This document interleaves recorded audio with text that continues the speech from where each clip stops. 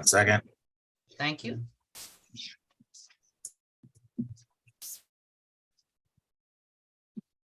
All right, you're ready to go. All right, thank you. Good morning. Today is Tuesday, November 22nd, 2022, 2 days before Thanksgiving. So happy Thanksgiving to everyone out there. This is a meeting of the Streets, Traffic and Refuse Committee meeting for the Board of Aldermen. This meeting is called to order. Madam Clerk, would you please call the roll? Alderman Vaquero, Present. Alderwoman Howard, Present. Alderwoman Boyd, Present. Alderman Bosley, Alderwoman Schweitzer, Present. Alderwoman Peel, Here. Chair Tyus, Present. Alderman Bosley. We have 6 present. You have a quorum. Thank you, Madam Clerk.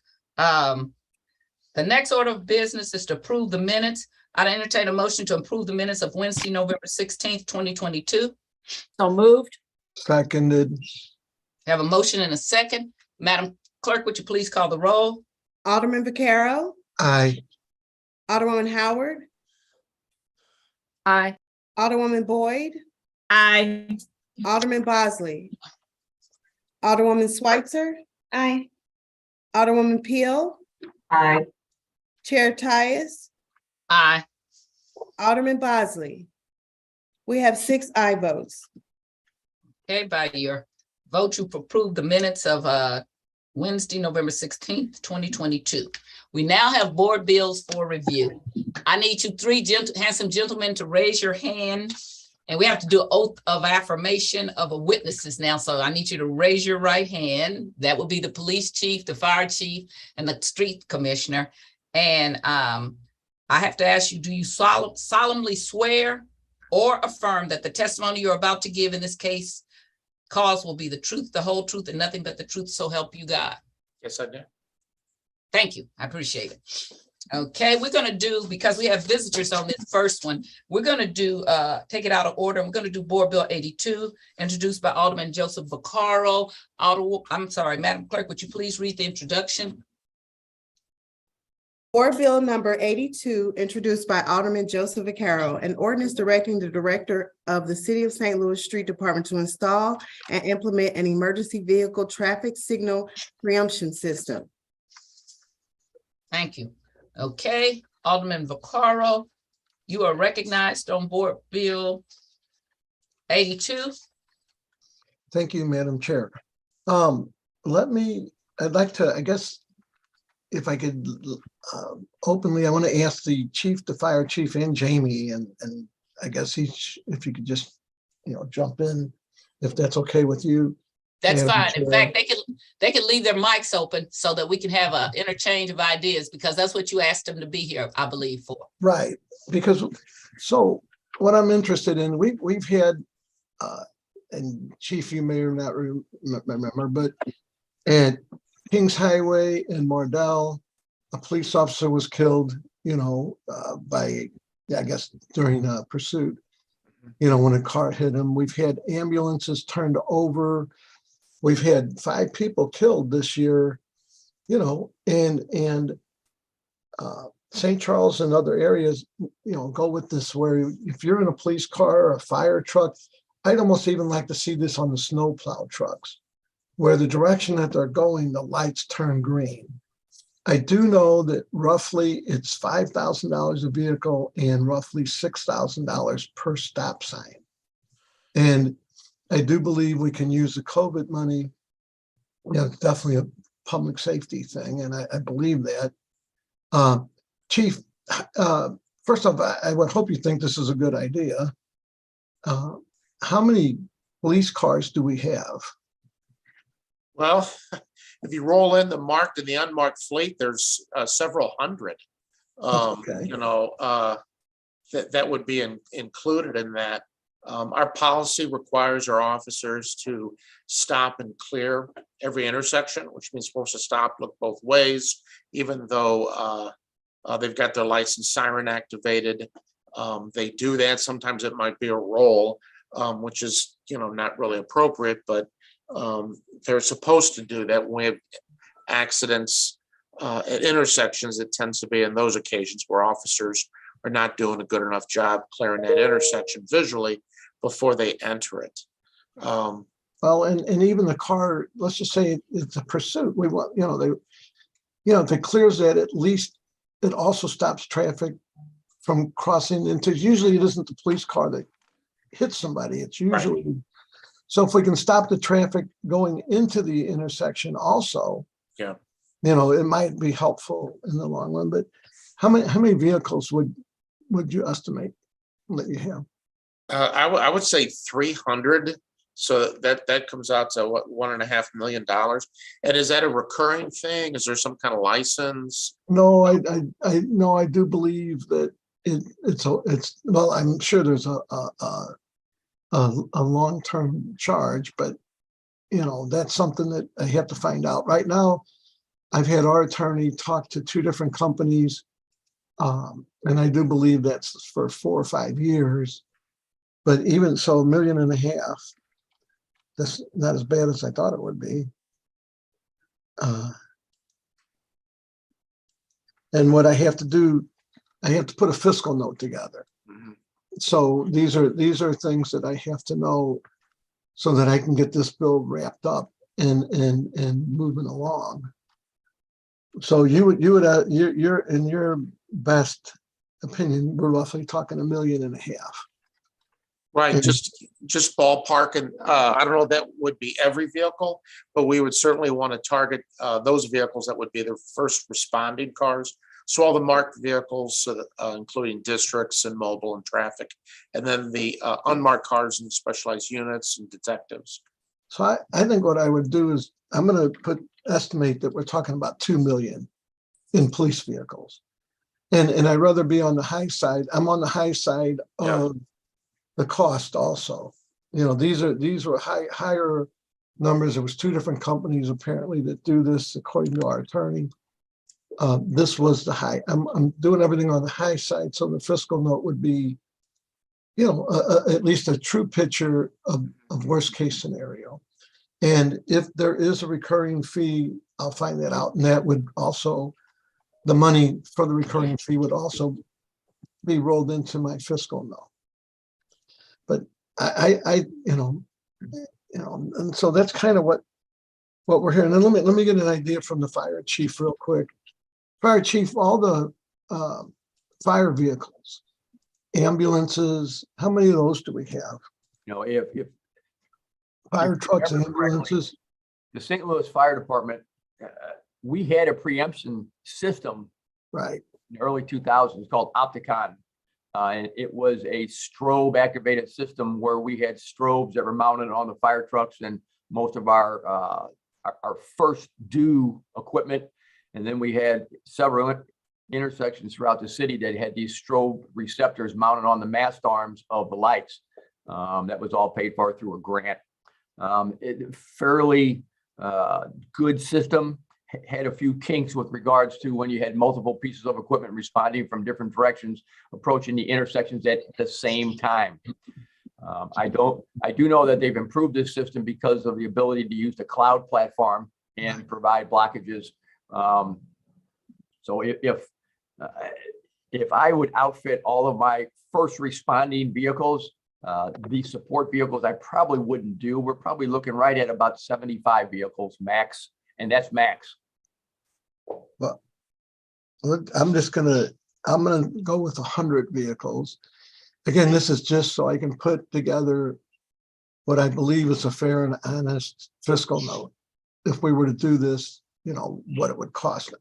I'd I'd rather be on the high side than the low side. my biggest concern is the maintenance that's involved with these type systems, which is where we kind of fell off with the last system we owned, was the maintenance side of it. So, and I have no idea how that would be figured into the fiscal note, but that does become an issue. So I would suggest that we get some type of information on what is required for the maintenance on the trucks, because it takes a little bit of time to keep all these systems running. And then also the coordination between, if the police are going on a call, the fire is going on a call, EMS is going on a call, are we going to have some type of onboard system that lets us know who's approaching an intersection, Right.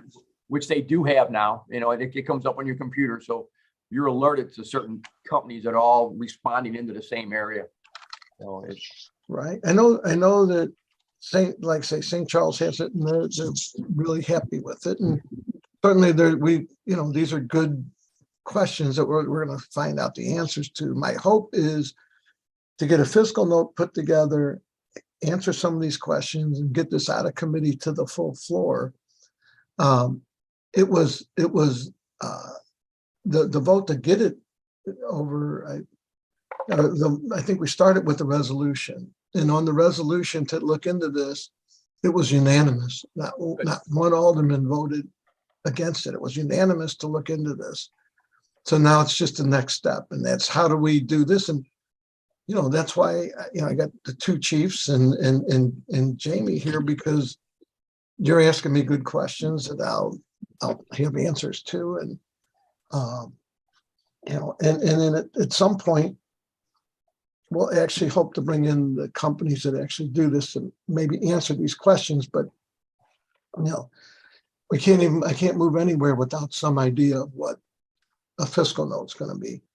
I think the biggest cost, because it's $5,000 per vehicle, and that's again on the high side, and roughly $6,000 per stoplight, and that's why I have Jamie here. Jamie, it seemed like to me that the best routes, and the two chiefs, you can tell me if I'm wrong, would be the snow routes. The snow routes seem to be the most large streets going throughout the city. Any of the chiefs think that would be the best way to go, is to figure this, to start this, do the snow routes? well, if I'd have to look at all the snow routes, last time we did this, we kind of based it on our primary routes of the fire department and EMS. We use Grand Avenue to go to the hospitals. We use Kings Highway, so we look at some of our major access routes to hospitals. One, then we also look at the response routes coming out of the firehouses. So I think it's something we have to look at together and see how we can kind of blend these routes as far as primaries. Okay. Yeah, And- Chief, I'm sorry. when we picked those routes, I was on the consultant side at that time, but was doing that work for the city with the installation. It was just as you said, optical system, which you could consider prehistoric at this time. Definitely the cloud is the solution here. And I think even on your routes where you had the most activity, I don't even think we put them on every signal. I think we put them on the most congested signals on those routes, just to save money. I don't think we'll probably have that limitation now that we don't have to physically install hardware optical receivers at every signal, based on the fact it's all GPS located with the vehicles to the cloud. I don't think we'll have to worry about that. We'll probably be able to cover a whole route versus just the most congested along your highest activity routes. Like it. Jamie, how many stoplights do you think we'd have to cover? And again, they're saying roughly that could be around 6,000 a light, or I don't know if that was intersection. I believe that's a light. How many stoplights do you believe we have in what let's just go with the snow route for the minute, which would be the larger route? Yeah, you probably have probably 200 lights on those major arterials, which are the major snow routes. But again, I don't think you're going to be limited. I don't know how. I'm not as familiar with what Tomar or Opticom or all these folks, or what their pay packages are for that per signal, per device. It may just be the number of intersections, maybe inconsequential. The number of vehicles where it's installed, based on the fact it's on the cloud. I don't think we'll be limited by the number of signals, but I would estimate 200 signals if we concentrate on the arterials that have most heavy traveled for emergency vehicles. Well, I think for my fiscal note, I'm going to go with 400 lights. I'd rather be way above than below in the estimate. And then I got to figure the maintenance, and I think we would probably roll in something that would have 10 years or whatever maintenance. I have to find out what we can do. Jamie, you might be more aware. Well, that's what I was going to echo what the chief said that was the downfall of the one, 15, 20 years ago was the maintenance that comes with it. All that said, though, I think that was more demanding on a maintenance side with all the physical equipment that's out there at every intersection that would potentially get knocked down or be in disrepair, not to even mention what's on the vehicles themselves. So I think it's going to be less than it probably was before, but I would say probably our best bet is to talk to some neighboring agencies that have, or municipalities that have this, and see, is it 10% of the initial installation cost is what you should budget for, by their lessons learned on how much maintenance they're putting in on this stuff. We'd just be, kind of guessing from our side, but I'm sure the manufacturers, the vendors for each of those systems out there probably have some good rules of thumb for maintenance-based budget planning. What I can do, I'm going to reach out to the two companies that talked to our attorney, and just for my fiscal note, but I'm hoping to put a fiscal note together so that by the next meeting, we're ready to roll on this. And I hope to have the answers to the questions about what if multiple vehicles come to an intersection, and the maintenance. So Jamie, if I figured I'm going to double the lights at 400, and you figure it's about, I think they're, according to our attorney, was roughly, you could figure $6,000. I don't know if that was an intersection or a light. So I'm going to go by light, which will give me a higher fiscal note. Originally, I was looking at, I thought it'd be around 15 million. To be honest with you, it's going to be way less than 15 million.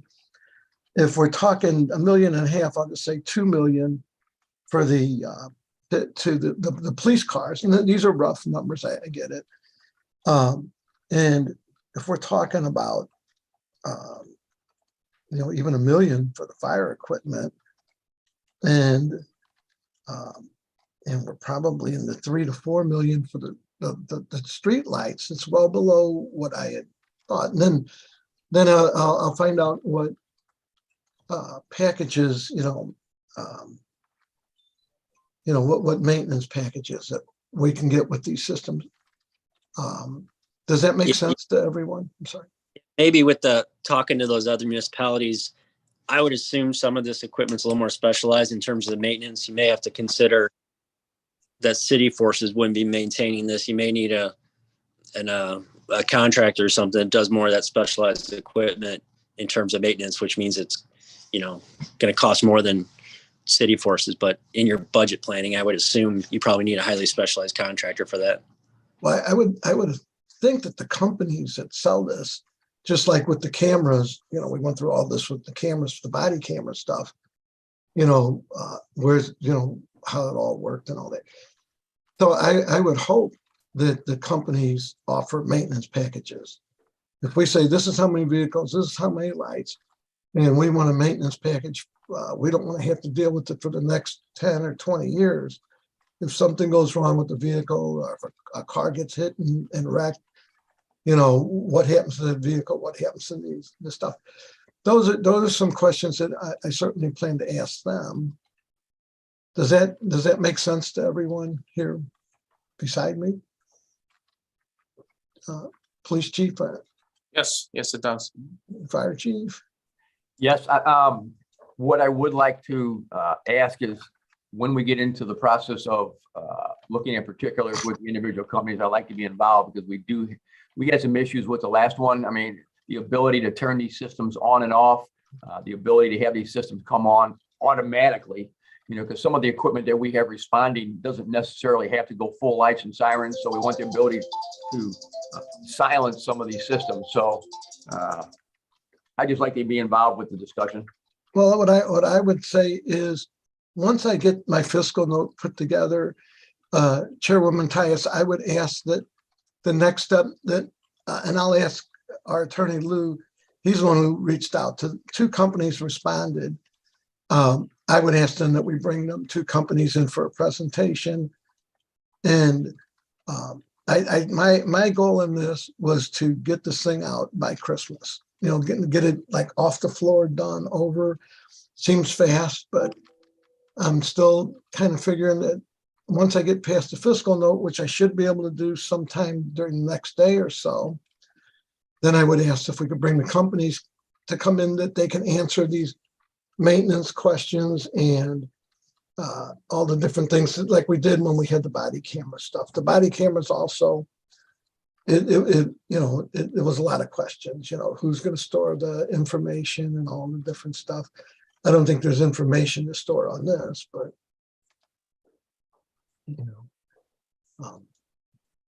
Chief and Jamie, does anybody have questions or comments on that then, or? Yeah, I'd also like to be involved if Right. possible. I got to make sure it's and it would, I'm sure they'd ask anyway, but any of the vendors will need to know what software we run our signals on, so to make sure it's compatible, that their stuff actually works. But I'd be involved as well. So I would ask if the chairwoman, I think what we do is we'll bring the two chiefs and Jamie in the two companies that actually responded in one at a time, if you would please, and let's kind of see if we can't roll on this a little bit then. That would make good sense. And it would make good sense that way. The people that actually know, like Jamie and the chiefs, will be able to ask direct questions to them so we all feel comfortable and move forward on this. Is that okay? That's fine. I don't have a problem with that. And the more information we have, would like to ask each of these gentlemen a question, if you don't mind. Oh, no, I'm done. I have what I need for my fiscal note. Okay. Is there anybody that would have a problem with this system if we installed it? Starting with, I guess, the police chief? I don't know enough about it to know what to ask or not ask. I also will bring someone with me for the next meeting, someone from our IT department and from fleet and services who do the installs, to make sure it doesn't, because we've got a lot of stuff in our car between mobile ticketing, the in-car camera, the laptop, and everything else that's in there. I want to make, we've already got oversized alternator and dual batteries, just to make sure that we're not tapping too much and that it doesn't interfere as it sends its signal with anything else. So I'll bring them because they may know better what questions to ask the vendor. All right. What about you, Chief Jenkinson? No, I agree with Chief Sack.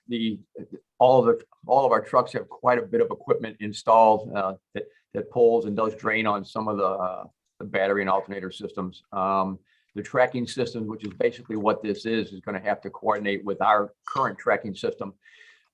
The other issue that I do want to bring up, and I'll bring somebody from IT as well to make sure that our programs do coordinate with the same systems that they are working off of. But we also do a lot of responses with automatic aid and mutual aid with the counties. And I know some of the counties are going to different systems for light refreshing and controlling. So it also might have an opportunity to where we can save some funds, if we were able to coordinate this type of system as a regional type safety net, if you will. If St. Charles is doing it, and I know there's some counties that surround us, some of our fringe counties are also doing this. If they've already got the systems in place, all we're doing is expanding it to take in parts of other communities with the city. So it gives the ability to make a little more money, but also reduce our overall cost. St. Louis County also has a resolution and board bill. They're also moving toward the system. So it makes St. Charles kind of. And use the system so they all interact as we move around the entire region should we have a major disaster. Well, that would be kind of cool, and a question we could ask that group. But yeah, they're also moving in the same direction. And also, Commissioner Wilson, do you foresee any problems? And let me just say this. Growing up, we knew when we heard the sirens to pull to the side of the street. This is a different city that I live in now because they raced the sirens, okay? That was not what you did. When you heard it, I don't care which way you were going, north, south, or east, or west, you pulled aside and then you let the emergency vehicles go through. So ever since I lived in St. Louis, which is since 1978, I have never understood why people think that that's all right to race the emergency vehicles. It could be one of your loved ones. It could be your house. It could be anything. So if we could also have an element of education, because I'm beginning to think that they don't teach drivers training and ed in schools anymore, that they need to have some kind of training to make people understand you are not to race the emergency vehicles. You are pulled to, if you can, the right-hand side of the road, but if not, the left side, and open up so that they can go through, because you don't have to really follow the red lights or whatever lights, but it is, I know why he's doing this, but I just really wish people had more courtesy and more understanding of what an emergency vehicle means and how those few minutes could save a life. Commissioner Wilson, do you have any problems or foresee any problems with this? I'd also like if it turned everybody's phones off too while they're at it. I will say this will be a lot different than the first version we had a long time ago. It was just fire back then. This will be fire and PD potentially. So that's with the number of vehicles out there from our own Humboldt division. That's the traffic division, which my role is to think about the, moving traffic. And we've got a lot of coordinated traffic on our arterials. The way these emergency preemption works is it interrupts coordination. So it breaks the sync between traffic signals in order to do something immediately to push the emergency vehicles through, which is fine. I just want to make everyone aware that as you do this, the fire trucks go through and it does what it's intended to, that it will take several traffic signal cycles, probably 5 minutes to get back in step. So worst case, you're at a rush hour and it happens and they come through, it pushes them through, but then afterwards, everything's going to be very congested because it takes a while for the traffic signal to catch up where it was before to get back in sync. So it's one thing when we had it back then with fire, but this will, Chief Jenkinson, I think, said 75. And if we're talking, 100 or so more, 200 police, that's definitely a larger potential impact on traffic signal timing. But just from that perspective, so if there's a higher priority and it's emergency vehicle response, that's great. I just want to make sure people are aware of the full picture of it, and that's totally fine. They're out of step after. I just don't want everyone surprised about that. And I'd say my last note is something we've already said several times, including the chiefs, is the maintenance. That's the downfall. We got great ideas, but we don't need to maintain them. So, but it sounds like everybody's well aware of that and planning for it. That would just be some of my bigger concerns. Otherwise, I would help out. Well, and my reasoning behind this is the 5 people that got killed this year. Carl, okay, let me just finish up my question, then I'll give it back to you. Okay, so is there more wear and tear on the lights when we take them out of synchronization? Is that what you're saying? And there will be a bigger maintenance cost? Is that the problem you foresee? No, I'm just saying that with more vehicles enabled to do this, we've got 200 signals out there. Before, you may just have a fire truck coming through in certain areas, maybe hitting 25% of those. But now if you got police out there, we're hitting 50% of our signals out there, which even more areas where it's going to get congested after the fire trucks and police have already gone through, and it'll take the signal from a software perspective, no physical wear and tear. From a software perspective, some time to catch up and get back in sync. Will that be confusing at intersections when it's trying to go back in sync, or will there be something that's definitely red? Will north and south be definitely red and east and west be green, or will they all be green? What will happen with that? So you'll set, for this preemption, it'll detect where it's coming from and make sure just that direction traffic's green and there's nothing conflicting with it. And then once they're gone, it'll snap back into its normal phasing for that intersection, and nothing again will be in conflict. But where you'll see it probably the most is tightly spaced intersection. We got 3 signals in a row, perhaps like a diamond interchange and a signal on either side of it. You'll see some congestion where you're going to get green for a while after the fire truck's gone, but you wanted anywhere to go because everything's filled up in between, because they were held there out of normal operation. So it'll take a while to recover, and that's fine and dandy. I'm just saying that's some of the stuff that the motoring public will see afterwards. All right, so it'll be like a rush hour. So we might have a lot of people in the middle of the intersections because they pull there and then they can't. Because if you ever go to Highway 40 and Kings Highway doing rush hour right by Barnes, they just pull out in the middle of that intersection. They have no place to go. And I was always taught that you stay and let the intersection get clean. So if you miss the light, the other people can go. So I never understood why they would do that, but they still do it no matter what. Okay, so is that what we're looking at? Yeah, I hope they still teach common sense like that, but I had driver's training and ed and a stepfather that made me learn how to drive. So, and I still have those rules, keep flashers, keep something to charge your battery, blankets, all of that. I got a first aid kit. I still have all that stuff in my car because that's what I was taught. So anyway, I'm sorry, Alderman Vaccaro, you can proceed. Oh, okay, so Chief, we've had an ambulance hit this year, haven't we? We've had a couple of them hit this year. How much did that cost us in the cost of an ambulance? And what about the Injuries. injuries? Cost of an ambulance, we're probably looking at about $320,000. And then you've got issues going with ongoing litigation with regards to the patient you were carrying in the back of the ambulance. And then you have cost of workman's comp for the firefighters and medics who were riding in the front and the back of the ambulance. So you approach $1 million very quickly Right, per incident. So I mean, per incident, correct? that could easily cost the city a couple $1 million this year. And police chief, the incidents where the people were killed, aren't we being sued? Yes, Am I dreaming that? yes, I believe so. So, and that could also run us way more than this system could ever cost us, in my opinion.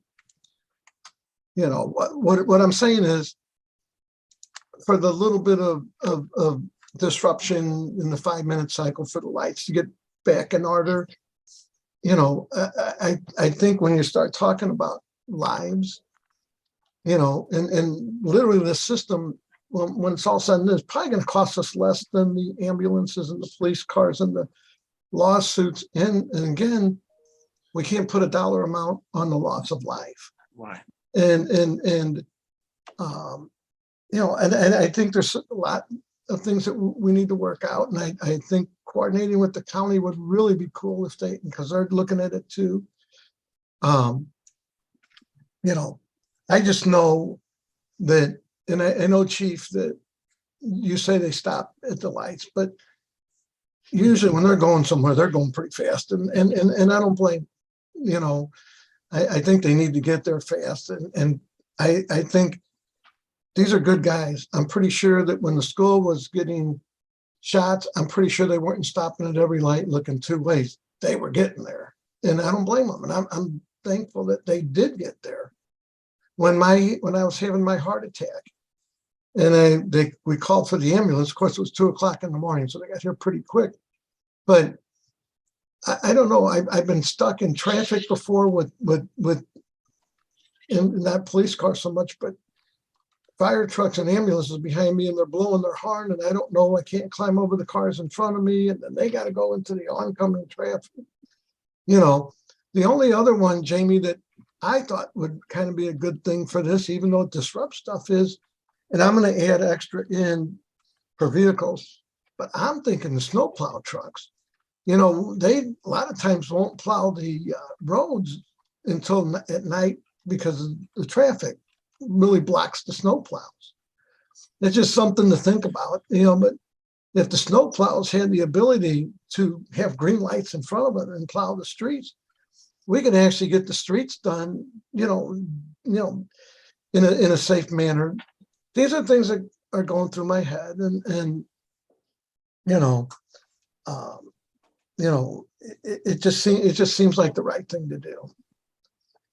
And I think we all agree on that. I would hope. But anyway, Madam Chair, that's all I really had. I appreciate these guys and their expertise showing up. I have really good questions. I wanted them all together like this because I could have asked the police chief, and he's been very respectful of any time I've asked him anything, or the fire chief or Jamie. But I thought at least they can bounce off each other. And since all our meetings have to be public, I figured this was the best way to get everybody in one room. Okay, thank you. Thank you. Is there anyone on the committee that has a question of any of these three gentlemen? Is there anyone? I do. Alderman Bosley? Hello? I heard somebody say I do, and it wasn't a female voice. Okay. Alderman Bosley, did you have a Have question? some questions. I am not sitting at 60 some outside trying to buffer. Can you hear me well? Now we can. That's better. I can't. Can you? You're I do, but I buffering don't know if you can hear again. me or not. Yeah, we can hear. We can hear you. Can you hear me? Can you hear me? Yes. I think you should start back up again. Can you hear me now? Can you hear me Yeah, now? that's what I'm trying to fix. Can you hear me now? Yes. I'm sorry. Okay. As far as the police cars and other cars needing to have the system put on it, we know that there are also a lot of police cars that are also in need of. It was.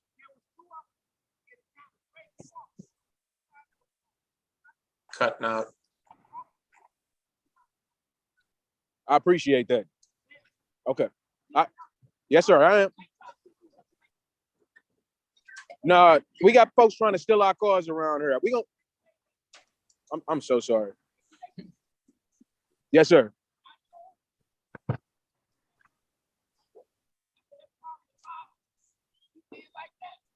We'll talk about it. I appreciate you. Yes, sir. Okay, good looking. Thank you. Sorry about that. We had a break-in last night over on the block, and everybody's kind of heightened, broken our houses. But nonetheless, I'm sorry. So there are some police cars that, as we know, need to be serviced. We have some issues with mechanics as well. My question would be, if we put these new systems on these older vehicles that we know at some point in time need to be changed out, we, at some point in time are going to have to buy new vehicles as well. Is that system something that we can take out of the police vehicle or off the police vehicle and easily transfer it to a newer vehicle that we're looking at commissioning as a police vehicle or emergency response vehicle as well? We do know we have a lot of old vehicles, so I guess that's a part of the maintenance question as well. So I'm not sure exactly who would be able to answer that particular question in terms of whether or not the system can be just continuously transferred from one vehicle to another, right? Or if there's an accident that happens with a police car, do we have insurance on these, on the system or whatever is there that we install on the police car in the event that we have an accident and it's destroyed? Also with the street lights that we are looking at putting these into, there are multiple instances that we know of reckless driving in the city where they hit these street lights fall over. We got to get those replaced as well. So with that, are we able to insure the thousands? We're gonna put $5,000 into every vehicle, then put another $6,000 into every single stoplight. Is there a way for us to ensure our investment at the same time if it's not working incorrectly? And it's not like that's going to happen every single day, but having to replace them at some point in time, is there a system being set up to ensure that we don't have to continue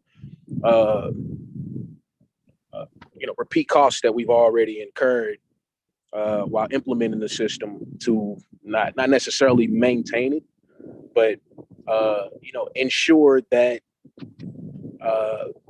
its use, because it's supposed to be used once again to slow down vehicles and ensure that individuals that are not only pedestrians but other drivers on the road that aren't in emergency service vehicles are paying more attention to the stoplights and giving the right of way for those individuals that are in emergency vehicles. So in the event that does not happen, and this is specifically for, once again, vehicle safety, what type of insurance barrier do we have in the event that maybe this system malfunctions or it does work correctly, but once again we hit a stoplight in the meantime and it just becomes a part of, the same thing that's been kind of ongoing at that intersection. We just go to the company, get another one, just trying to get some general idea on where we are in terms of after really footing the bill and not just the maintenance piece. What does it look like with that actual, entity or company, allowing us to have some type of a working relationship to ensure we're not just giving them $5,000 every single time we have a mishap or something like that. So, I guess to sum it up, that I had multiple questions there. I guess the first question would be, in the event that we have to switch out from the police vehicles that we have now, which we know at some point in time we do have to decommission some of these vehicles and get new ones. Our officers are driving around in cars that we know that they can adequately do good chasing in, number one. We've seen some of them with holes in the floors, and these officers need to feel good about being safe inside the vehicle and knowing that if they do crash or something happens in the event where they driving 80 miles per hour through an intersection, even after stopping and getting back up to a particular speed that helps them get close to the perpetrator or whatever instance of emergency needs are needed at the moment, them getting there speedily. They also have to feel comfortable in the cars that they're riding too, ensuring that, we also are spending money. I think if we're going to spend it on the intersection, we probably need to put a cage in a car or something like that. I'm not saying that this isn't synonymous with it, but, if we're talking about accidents, rollovers, all of those things that we know come with speeding, I think we should also add in, the safety of those people that are driving these vehicles as well, and see what it looks like, making sure that, we're kind of paying attention to the well-rounded aspect of the vehicle, right? We're going to put $5,000 into something. I'm not a police officer, but I do speak with them a lot, and seeing them out there in the streets and talking to them and them driving around in the vehicles that they're in and feeling, even right now, like, man, I couldn't catch somebody if I wanted to. This is, I just got this car back. It's been in, sitting for the mechanic for almost 2 or 3 weeks, and look at it. It's kind of running a little slower. My check engine light. I've actually seen police cars with check engine lights on. So, with that being said, just kind of looking at the well-rounded perspective of it all, we spending $5,000 on just ensuring that our vehicles can communicate with stoplights. Just want to make sure that that's not a reoccurring cost that is, everything else is insured.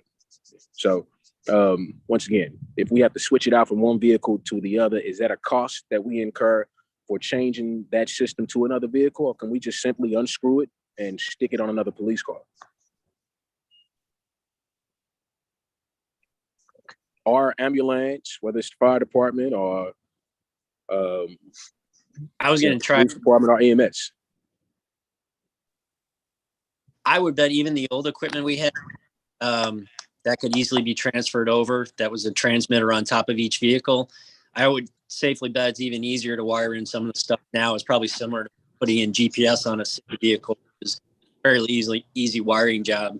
I think officially the answer, maybe once we get into hearing presentation, the vendors, maybe someone from equipment services division could be present during those presentations to hear what type of equipment's being talked about. And they can kind of maybe ask the pointed questions that will inform them as to their ability to maintain this internally. It's a city in terms of moving the equipment back and forth, which I think is easy, but anything else with the vehicle, I think could be answered by you guys.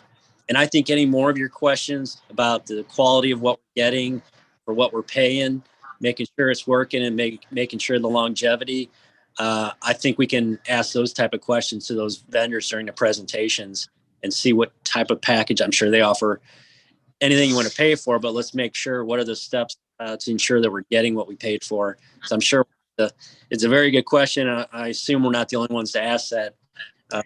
Other municipalities are asking the same type of things. Be prepared for that type of thing and have a solution for us. So I would think the presentation is a good time to ask these type of questions. Okay.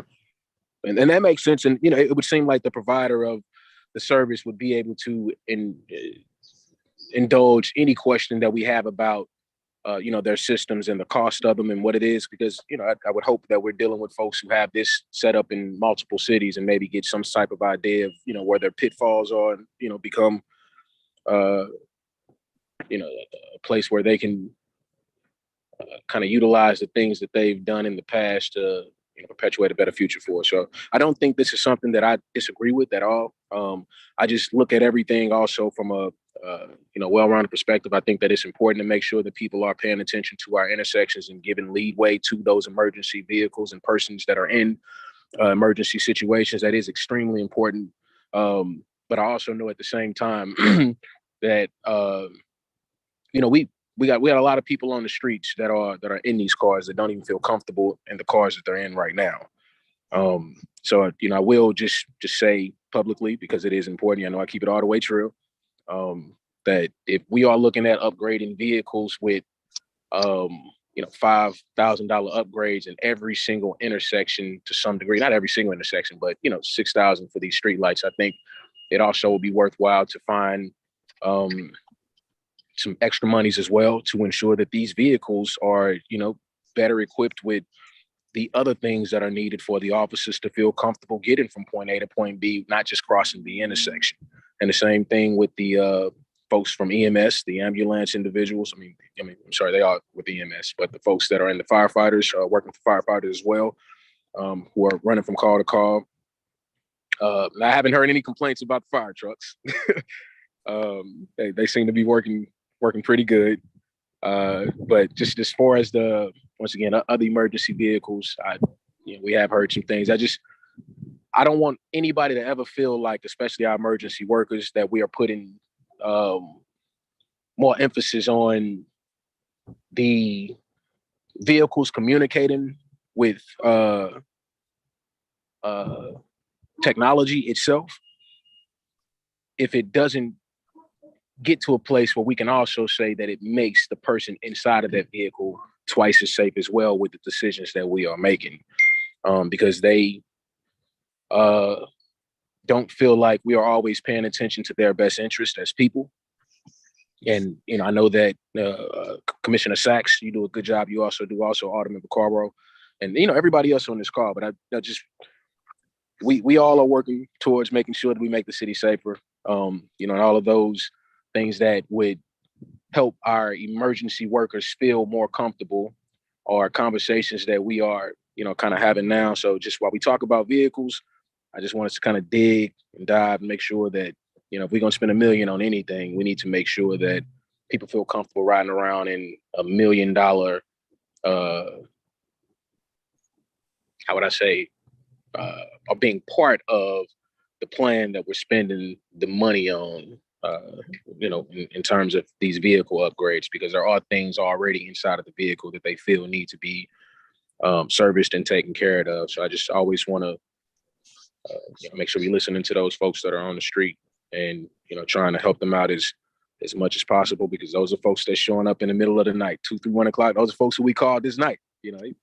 Had intruders in my basement this morning at 6 a.m. Who we called? 911. So, we need to make sure that they feel adequately comfortable moving around in the cars that they have, and not just about the technology that are on them, which is extremely important as well. So I'm looking forward to being able to ask those questions to the company in question.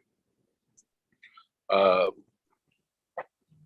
would like to see exact numbers from the chief and the fire department and EMS on exactly how many vehicles we're looking at equipping. So we can have that exact number, and it's not kind of a maybe or this, could possibly be what it is. But let's get some projected numbers from where we are now and where we plan on being, maybe 2 years from now or 3 years from now as a force. And, also with the fire department, with new hires that we have, just whatever it is that we are looking at being able to grow to while we're making this initial investment, let's just make sure we can sustain that investment. And, the folks that'll be inside these vehicles, and that's just keeping it real. That's another thing we got to look at as well, with the amount of people that are leaving the city for better jobs and better, resources.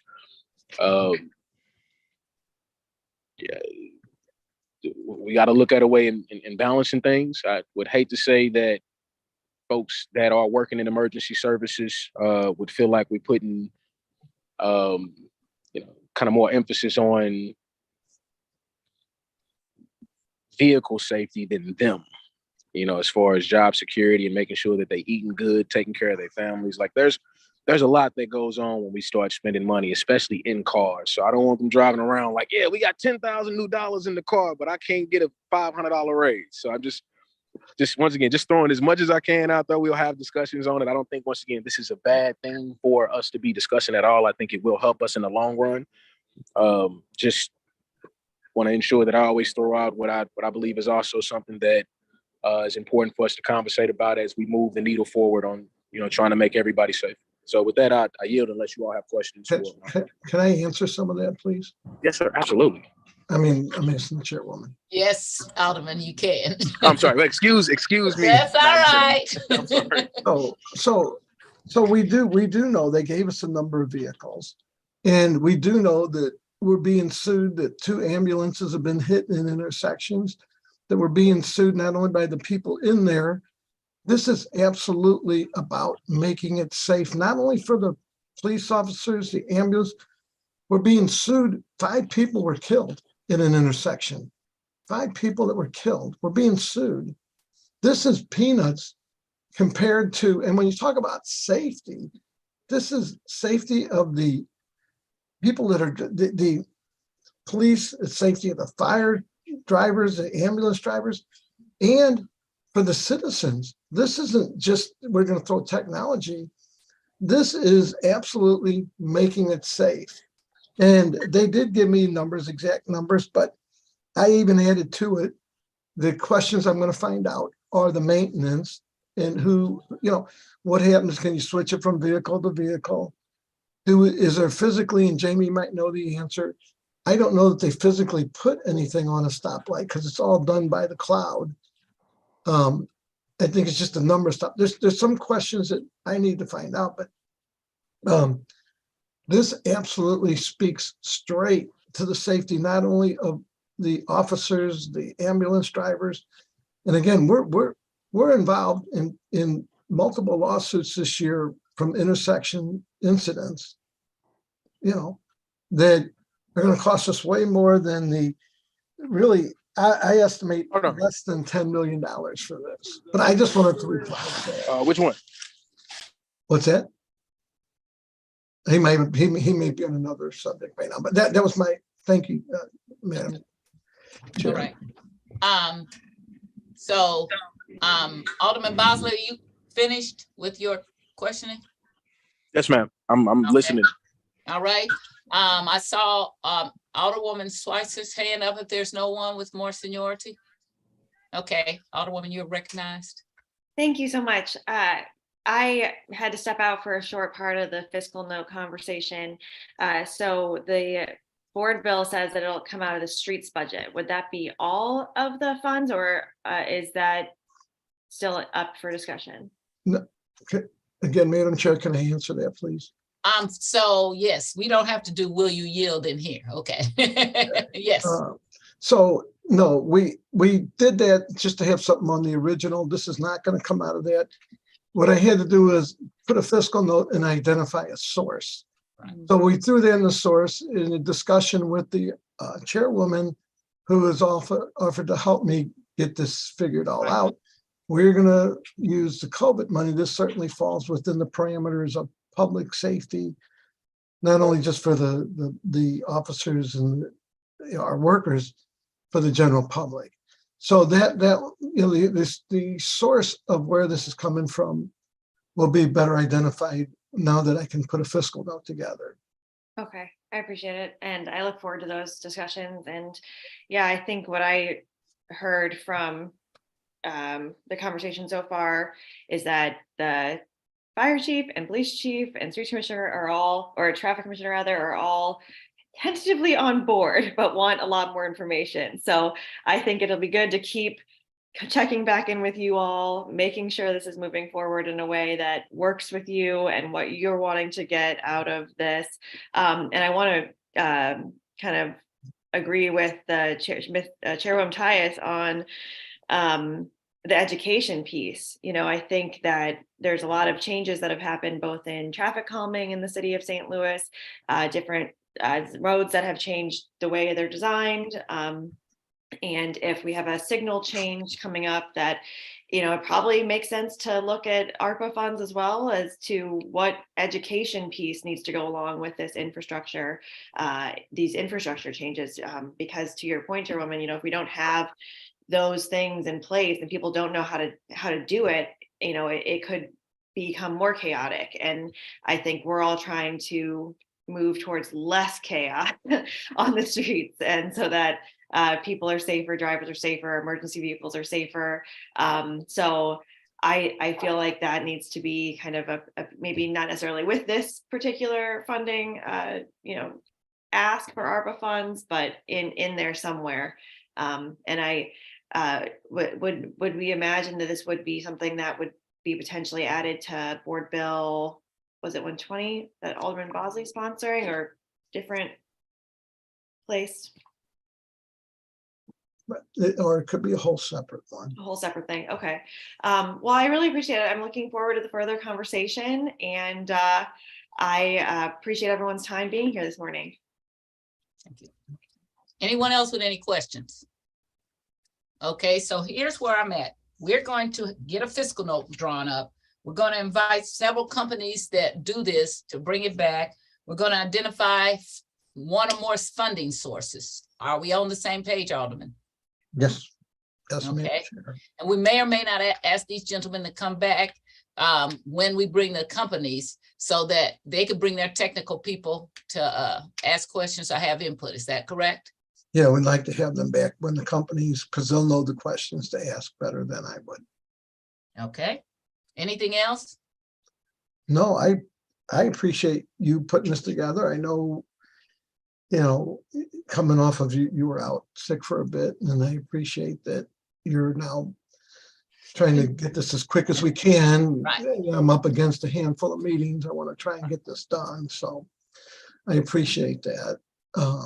And Chiefs and Jamie, thank you guys so much, for coming in and all you do for the city. I know that we all are, all of us are trying to work for what we believe is the best thing for the city. Right. And I want to thank everyone also. Jamie, I was going to have you stay and answer questions about speed humps and some other things, but there's this alderman right after me who has a 12 o'clock public safety meeting. So we're not going to be able to do that. We'll have to invite you back.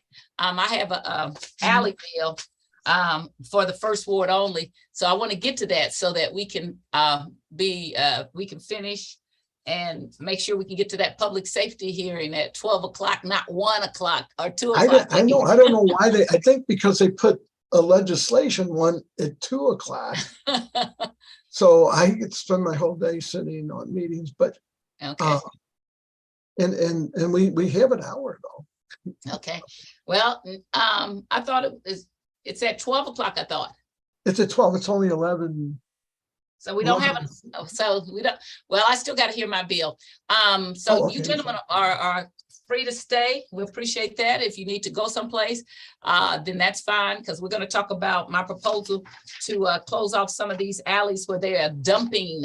I got that idea from when I have some alleys that are naturally, they run into an abutment or something, and they don't have the dumping because the people who do the dumping don't want to get trapped in an alley. And I also start driving around the street of St. Louis, and I start seeing some alleys were closed and some alleys had gates and they were pristine. And I also saw that they had street dumpsters from our refuse department. So as I start to look at this, that really became a thing that I'm looking at, not to do on every alley, but on the alleys where we have significant dumping, because even though we have cameras, people have learned how to do, and I'm not going to say what they do to go around those cameras, but pretty easy. They know how not to be identified, including, I will say one thing, they steal other vehicles and use them. So we're looking at our community, because I butt up against a highway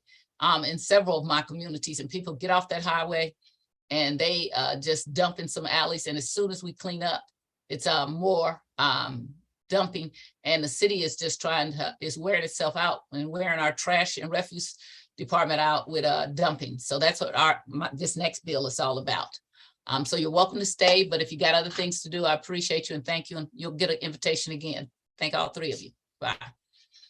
Okay, Alderman Bosley, do you want Yes, to ma'am. share this meeting? Are you all right? Because Yes, ma'am. the next board bill is 77 is mine, so I need you to be the chair, please. All right. Well, Alderwoman, you are recognized on Board Bill 77. I would ask Madam Clerk if you would please read the introduction. Board Bill number 77, introduced by Alderwoman Sharon Tyus, an ordinance to protect the public health, safety, and welfare by prohibiting the use of alleys by operators of motor vehicles for drive-through traffic in the following neighborhoods: Kingsway East, Kingsway West, Penrose, Mark Twain, requiring the posting of those allowed to use of the alley containing a penalty clause and an emergency clause. Thank you. Thank you, Mr. Vice Chair. Board Bill 77 is a significant reduction of what I passed back in 2017. We actually passed one for the whole city about the alleys and had 23 people and many co-sponsors. As I've told you before, 2 mayors back, he vetoed it on his way out. And then the mayor that we just had, previous mayor, said she wasn't going to support it, even though I found the most closed alleys in her ward, and they were clean alleys. And so that's what made me start asking a lot of questions from the street department and whatever. And, you know, how do you get in and out of it? Well, if you put a code reader up there, if a card reader up there, either one, you can get in and out. And that made me think about how years ago we started closing streets and people had all these, oh my God, how can you do that? The street closings, what I've used, have just cut traffic down to nothing. It really saved our neighborhoods in a lot of instances because people stopped coming down those streets. It did create some other problems, which is what speed humps resolved. So in many of my neighborhoods, we have closed streets or we have the speed humps, and those two things really work really well, except for that we have these people who now want to cut through alleys and they want to drive very, very fast. And we've had a lot of people, because we have a lot of people who still have their garages. And so they cut through the alleys driving. Alleys are supposed to be 15 miles an hour, and they may be driving 30 or 40. And if you're coming, even easing out of your garage, you may get hit. It's also the real thing of the dumping issue. We got to do something about this dumping. And alleys were not created as a roadway. They were created for the abutting properties that touch up against the alleys. You don't have to, in fact, I have several neighborhoods where people don't have alleys. The neighborhoods touch up against each other. I'm sorry, the blocks. So if it's the 4600 block or 4700 block of Palm, touches up against the 4700 block of Lexington, they don't have an alley in between, as is the 4800 block. So we have that all over my neighborhoods too. So, but the alley was needed for when you wanted to have a garage for people to be able to then come through and park in their garages. In the early 80s, when former Alderman Shamer was mayor, former alderman and then former mayor, he put dumpsters in the alley. And before that, we had trash cans, and trash cans were some problem, but he was looking for a way to keep the alleys cleaner, I believe. And he put those dumpsters, but it sent a message to people who don't live in our neighborhood because we didn't start paying an extra fee for dumpsters till 2012. Before that, that was included in the taxes that you paid. And so people from the outside in different neighborhoods and mostly from in the county would come into our neighborhoods, and they would just get off the highway and dump stuff. And the more they thought they could get away with it, the more they did it. I live not that far from the highway, but we have of the 48 houses we have, about 43 of them have garages, and they use that alley a lot. So our alley stays kind of really clean because the people get out and clean it because they're bringing their cars. But for places where people have kind of abandoned their alley, and especially we have several several blocks where there are a lot of LRA problem, and they started the problem because LRA doesn't cut their grass the way they should. And if they do, they don't cut in the back. And I don't blame forestry because our city charter never envisioned that we were going to have an LRA and forestry was going to be assigned to that. Forestry was only supposed to be able to cut our parks, our property that the city owned. And then if somebody like myself didn't cut the grass, to send me a notice, and then they cut the grass and they charged me something significant. So I would get out and cut the grass. Forestry has turned into just an overworked group of people who try to cut grass as much as they can. But many of you may not know this, but they have places in the city where they cut the front yards and backyards haven't been cut in 4 or 5 years. And it's just ridiculous if you live next door to that, because we're really putting the burden on the citizens who live there as though they've done something wrong because their grass is cut.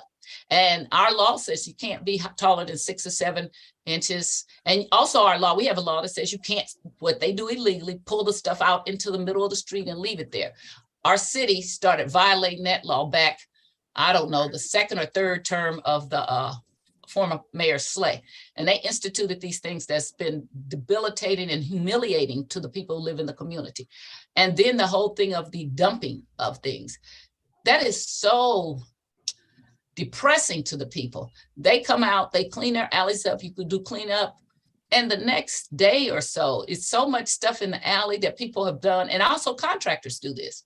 And so we've tried with the cameras and things, and that works sometime, but sometimes people who are bound to break the law seem to spend a lot of time figuring out how to go around that law. If they would just figure out how to follow our laws, it would be a much better thing, but they don't.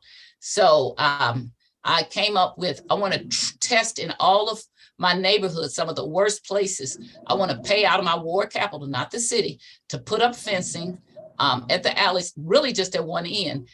Because hopefully there will be a sign that will say, hey, this alley does not go through, but to have a card or a punch system so that the people who pick up our trash or people who need to use it can be able to get in and out of those alleys, and test that to see if that will stop our dumping. If it will stop our dumping, I will institute it more and more. It will not be any fee upon the city. That's why there's not any kind of fiscal note, because in speaking to the people in my community, I told them, I said, well, if we do this, there might be some maintenance fee or whatever.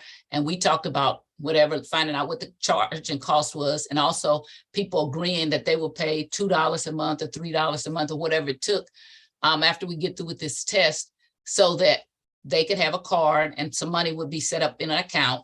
So if they need to fix the gates, we looked at different kind of gates, and we got the kind that we have. We looked at the kind that we have when we go into our parking lot on City Hall. There's some that are, if you go by Sumner High School, Sam Moore put some kind of just swing out regular gates that you would put in a trail in a big park.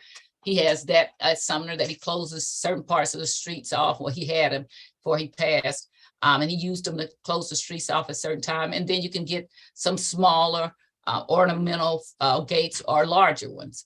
Just depend on what people wanted to put into it. I tend to be on the conservative side with city money, so it would be something that wouldn't be the ornamental gates. If you go down to in like the 200 or 300 block of Union, right before you get to Forest Park, they have gated off their alleys, and they put really tall gates, and they're very ornamental and probably costly. I didn't really want to do that. What I really wanted to do is just stop people from also going through alleys. We have people going through the alleys and they're testing for garage doors and things like that. And my thing is to keep people in the city of St. Louis. When I first started closing streets off, there were people that thought that we were gating ourselves off from another neighborhood. You live right across the street from another neighborhood. You weren't gating yourself, didn't keep them from walking down the street. It just really was keeping the traffic that was going down the street so fast. So this is not meant to keep anybody out or do anything except for those people who would break the law. In this board bill, it defines what a budding property is, what an alley is, what through traffic is versus destination traffic. If I live on an alley and I'm going to my garage, that's destination. If I'm just cutting through from Kings Highway as fast as I can, that is through traffic. It defines refuse. It does a restriction on who could be in there in the alleys. And it talks about the tenants, the owners, of course, federal and state officials and local party elected officials in the city, refuse employees, police, fire, EMT, utility employees that use the alley, truck drivers servicing a vehicle. So if somebody's car breaks down, you can have AAA or whoever come into the alley. We're not trying to prevent any of that. We're just trying to prevent that thorough traffic, that through traffic that drives too fast, or the people who use the alleys as dumping. Okay. There is a penalty in this. It's a requirement before you can close an alley. If this, because this only enables in these neighborhoods that I represent, you have to have a posting for so many days before to let people know this alley is getting ready to be closed, and here's the posting, and you can't just cut through here anymore. And there's also a 4-step penalty, first time penalty, second time, but if you just keep doing it, the penalty gets to be more. And it doesn't prevent other criminal, if you're doing other criminal activities, then you can also be charged with that. Has an emergency clause, because we need to try to get on this right away, because I tell you, every single day with the limited amount of staff we have for bulk refuse, every single day I have a problem with people calling me about dumping. I mean, I went through and just looked up dumping from my email, and it is overwhelming. And if it's overwhelming for me to read about it, I can't imagine what it is for our people who have to clean up our alleys and trying to keep them cleaned up all over the city.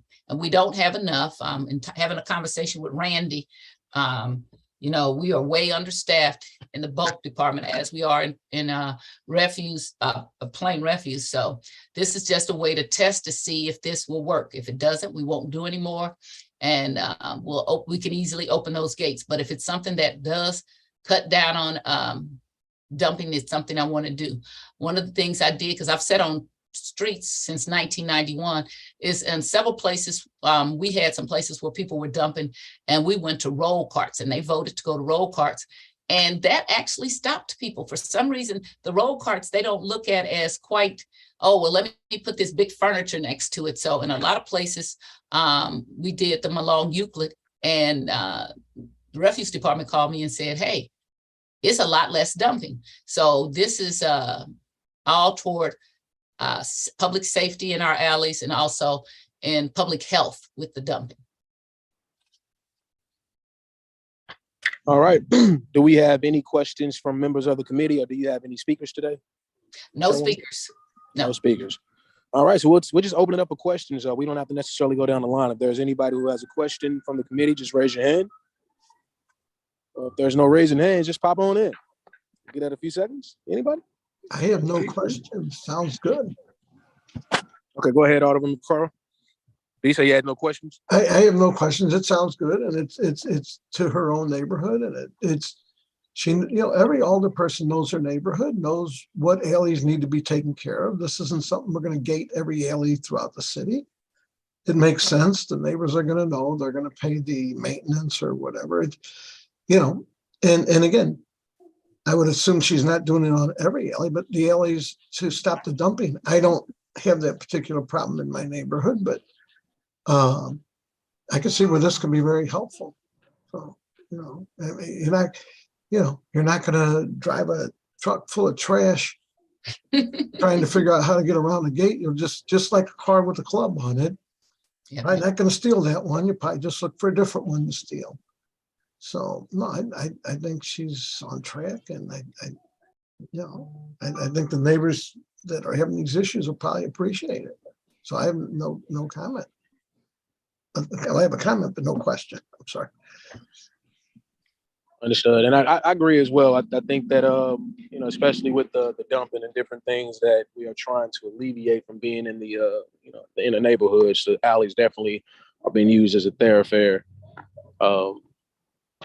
to get from point A to point B and doing things that are destructive to the community. So, with that, definitely appreciate you bringing this bill forth, Chairwoman, and hopefully we get to see it do some great things, and something that we could probably mirror at some point one time in other North Side neighborhoods and West Side and other places in the city that are having issues where the community feels that this could be a potential, stop to those particular issues. So with that being said, I will take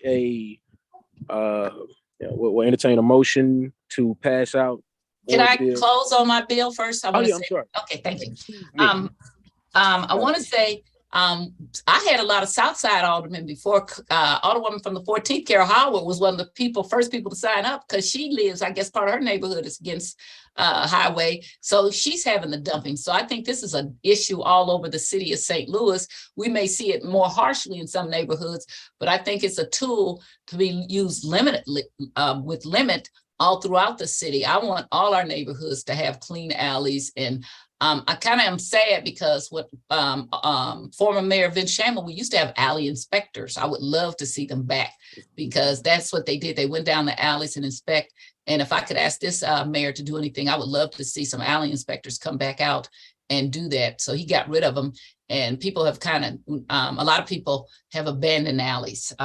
So I did a lot of research in places like Cincinnati and stuff. They have closed their alleys off to only the people who live, and they have parties in their alleys, and they do all kind of things to make sure people understand that really your alley is part of your property to the middle of the line and the length of your property. And as clean as the front of your house is, that's how clean the back of your house is. And when you have to put up with somebody else bringing and dumping stuff behind your house all the time, it is really depressing and unfair. And I'd ask for a do pass recommendation on Board Bill 77 from the committee. I will make a motion, if you're taking one, that we pass Board Bill 77 out with a due pass recommendation.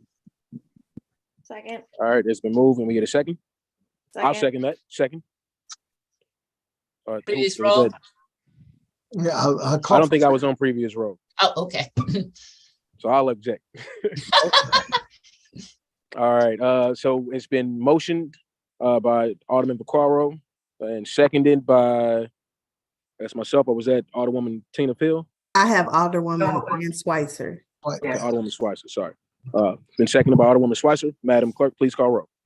Alderman Vaccaro, Aye. Alderwoman Howard, Alderwoman Boyd, Aye. Alderman Bosley, Aye. Alderwoman Schweitzer, Aye. Alderwoman Peel, Aye. Chair Tyus, Aye. Alderwoman Howard. We have 6 aye votes. Thank you. With that, you have sustained your motion to pass Board Bill 77 out with a due pass recommendation. Congratulations, Alderwoman Tyus. I will pass the chairmanship back to you. Okay, I do want to say, I want to bring something up. Before, the reason I wrote the speed hump bill is because after we started getting speed humps, which was done politically, they started then wanting us to pay like $700 for a study, which we all knew we did not need studies. And I was opposed to that, as was most aldermen. I had one alderman on the south side. He had put in all these requests for speed humps, and then they turned all his down. He would have spent something like $20,000 or $30,000 and would not have gotten any. So we got rid of that with the legislation that I wrote. I want to say that's the same way I feel about, I've been getting things from Donald Williams about, did I want to pay for this extra striping on speed humps? I want to say that when we put speed humps in, that first of all, if there was something that needed to be extra, that should have been brought up at that time.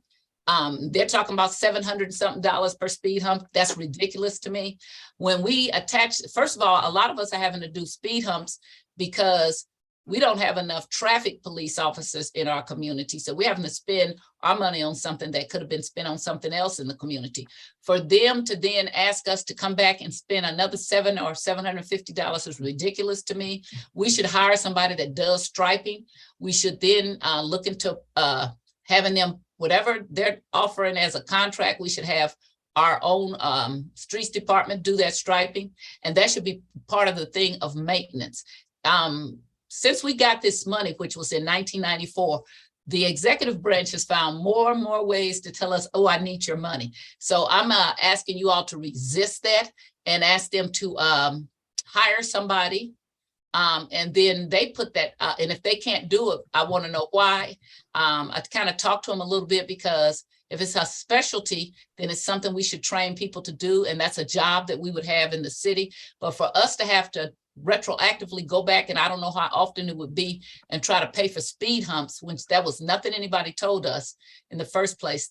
I think they need to get a higher grade of paint or whatever, and hire several painters and do that. And please don't spend your money on speed humps to be restriped, because that is a part of doing maintenance. I'm a landlord. If somebody puts a fan in my ceiling now, I'm responsible for that fan. It becomes mine, but I also have to pay to maintain it. And I don't think that is right. That's just like asking us for studies that we did not need. Okay, we didn't do them. And that's what really made me write that speed hump ordinance. And I'm telling you, I'm just equally opposed to you spending your cash on something that, if that was a problem, they should have told us in the first place. But once we put those speed humps down, they belong to the city, and the city is required to maintain things. Anybody have any questions about what I said? Anybody have anything else that needs to be brought up in the street department, in a street committee? Okay, with that, I didn't- would say, I agree with what you're saying. It's maintenance. It is not. right, If we pay to put equipment in the park, we don't have to pay to paint it again. correct. Correct. So, well, if nothing else, I'd entertain a motion to adjourn. Okay, I'll do it. make that motion. Second. I will make a motion later. Okay, all in Right. favor? Aye. Aye. Opposed? Okay, by your